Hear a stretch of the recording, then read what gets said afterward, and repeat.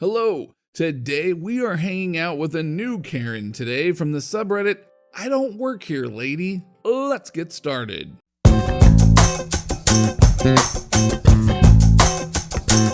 Don't you know who we are? This happened more than a decade ago. Names have been redacted or altered to remain anonymous. Please forgive formatting on mobile. I had already switched from chef work to sommelier work, having left my first big sommelier job to take over as a head sommelier executive manager of a restaurant group. The city I lived in was the capital, lots of embassies and lots of politicians, so the high-end restaurants would often get large parties of politicians and ambassadors.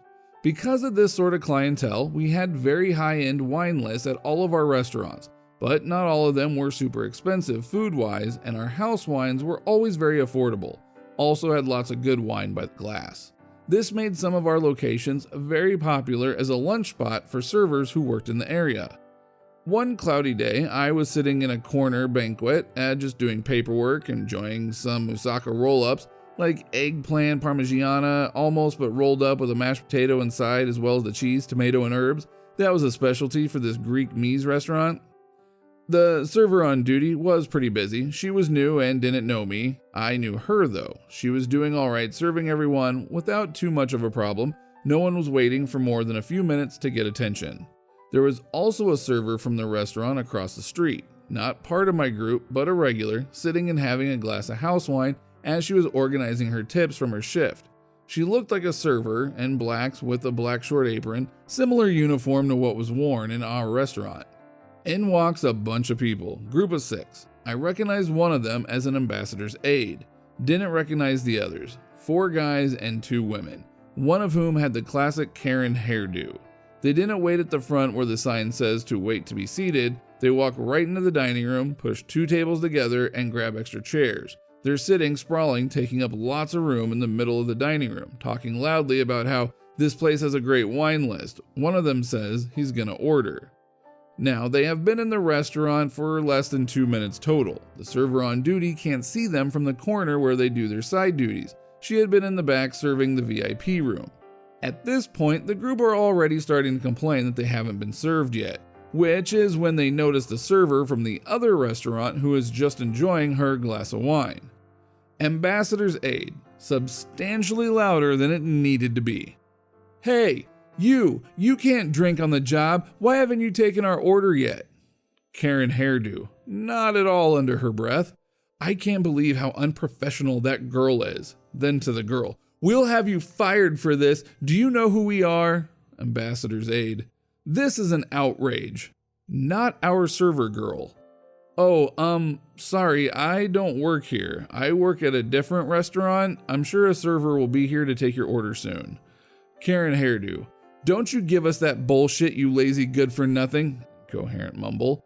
At this point, I'm already not liking where this is going, but I decided to wait a minute to see how the new server handles it. She has arrived with her customer service smile plastered across her face. The actual server. "Pardon me, I'm Mandy and will be your server for the day. Can I take your order?" Karen hairdo, "Finally, we have been waiting here for 20 minutes. Maybe it was really 3 minutes tops. With no service, and your colleague here didn't get up to greet us. She's just getting drunk. You can't drink on the clock," directed with malice at the innocent server girl from another restaurant. "You need to fire her right now. I demand to speak to your manager. Do you even know who I am? I work for the redacted consulate. I could have both of your jobs for this." It was at this point I finally recognized the lady. She was a receptionist for the consulate where she worked. I had seen her a year and a bit prior when she came in with a large group for their office Christmas party. I could have stepped in at this point, but I was curious how the new server, Mandy, would handle this. Mandy in an apologetic tone. "I'm so sorry, but I didn't see you arrive. Normally people wait to be seated as the sign asks, so I couldn't see you while sitting here. Please don't badger our guest though. That lady doesn't work here and she is a paying customer. I believe she works at another restaurant down the street." Karen hairdo cuts her off. "Don't you dare lie to me, you little," redacted racial slur. "I eat liars like you for breakfast." Rest of the 6 are egging Karen hairdo on at this point, and I can see this may be escalating beyond what the server can handle. So I texted the owner's son, who lives upstairs, He's also a part owner in the group and sometimes does some managing of this location. Happens to also be a bodybuilder and is huge. Less than 30 seconds later, I get a BRT text from the owner's son. Karen Hairdo, yelling in a shrill, indignant voice, "Where is your manager? Get him now. You can't treat us like this. We are important people." Mandy was starting to look like she was going to cry at this point, and not our server is shrinking back into the banquet as both of them were being yelled at incoherently by this group of 6 rude flunkies.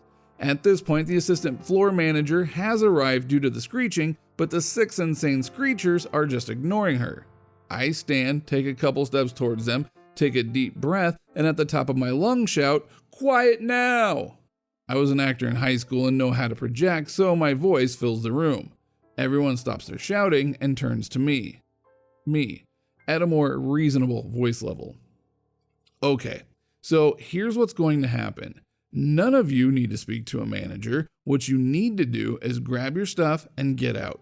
I won't have you shouting at my server or my guests. No one deserves to be talked to the way you have been. And before you indignantly ask me if I know who you are, I do. I know exactly who you are. And I know your boss and your boss's boss, both of whom love eating here and would be appalled at your behavior. At this point, I notice Matthew, the owner's son, has just come in through the kitchen door dressed in his gym gear, glistening with sweat like some sort of Greek statue of Hercules, 6'4" and nearly 300 pounds of muscle. The look on his face just screams, "I just got here and I'm already completely done with this." I can see Karen Hairdo is about to protest, but I hold up my hand, and in my no-nonsense commanding voice, "No, this is not a discussion. Get up and go now." Karen Hairdo in an injured, indignant tone, "Well, I never." Me, matter-of-factly, "And you never will again. You can consider yourselves banned from this establishment."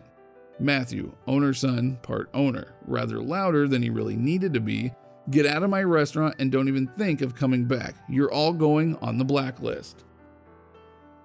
Matthew's colossal form starts moving towards them, and it seems the look on his face was enough to end any further discussion, as the group grabs their things and rushes out of the restaurant.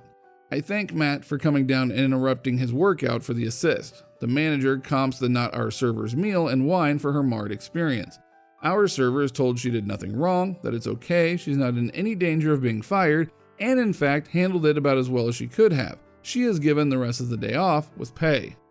The group each have a headshot pulled from security cams and are added to our digital blacklist, but it doesn't end there. I call the consulate and talk with the ambassador, who is appalled by the behavior of his staff, all of whom arrived back at the consulate that day to find that they had been fired for attempting to use their job to bully others. He comes in personally the next week to apologize to our server, manager, and the owner's son in person and assure us that the group no longer works at the consulate. Moral of the story: never use your position of perceived power to bully others. You may well end up losing that position. This next story is pretty ridiculous. I'm wearing one of the university t-shirts, so I must work there. Some background. So I did some browsing around my university's bookstore while I was waiting for my bus since it was raining and the nearby bus stop didn't have any cover. M is me, K is Karen. Me, looking at sports apparel.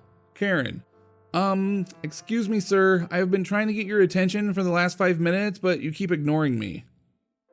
Ignoring her because I assume she isn't talking to me. Excuse me sir, waves her hand in front of my face. Oh, me? Yes, you, noticeably irritated. I have been trying to ask you for the last 5 minutes if you have any of these shirts in a women's large. Oh, I don't know. Ask the cashier or manager. They probably know. Why can't you just tell me since you should know? What? I mean, I don't work here. What? Of course you work here. Why would you be wearing an insert university name shirt while being here? Because I go to school here? Oh, for crying out loud, I am getting the manager right now.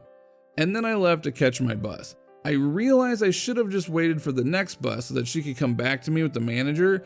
As of right now, it is my life's biggest regret. I just wasn't thinking about it in the moment. Edit, forgot to finish a sentence. Thank you for watching today's video. If you enjoyed this video, click on that like button and be sure to leave a comment and let us know which subreddits you would like to see a video of. And please be sure to subscribe. If you are still in the mood for more Reddit videos, click on one of the videos on the screen right now. They are really good, trust me.